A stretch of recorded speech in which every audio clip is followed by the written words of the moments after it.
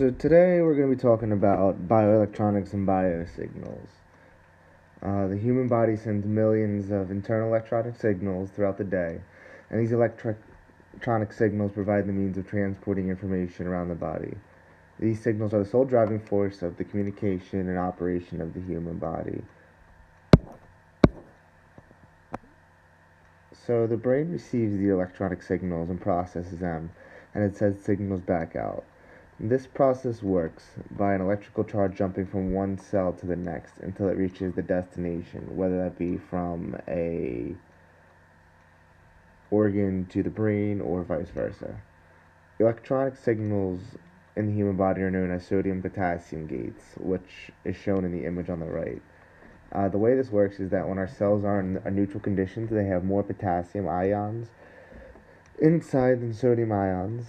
The positive sodium and the negative potassium ions cancel each other out, resulting in a no charge condition. When a signal needs to be sent, the cell membrane opens up and the ions move freely in and out, which causes an electrical pulse. This pulse creates a chain reaction which causes the next cell to do the same thing, and the pulse is carried to the point that it needs to reach. This is why electric shocks are very dangerous to the body, because an electric current that's induced to the body that is not supposed to happen can interrupt the signals and cause complications such as heart palpitations. There are signals all over the body, and there's different equipment for different signals to pick it up. Shown in the image on the right just gives a few examples, such as the galvanic sing response, and the respiration monitor, the heart rate monitor, the flange temperature, the blood volume pulse monitor, the muscle tension monitor, and then the skull monitor as well. So in terms of bioelectronics, a really good example is the ICD, or the implantable cardioverter defibrillator. Basically, this is a remote device. Many humans have arrhythmia, or the regulatory of the heart's natural rhythm. The heart's beat is caused by electrical pulses from the heart, and in general, the signal starts in the centuriole node, and it is known as the heart's natural pacemaker.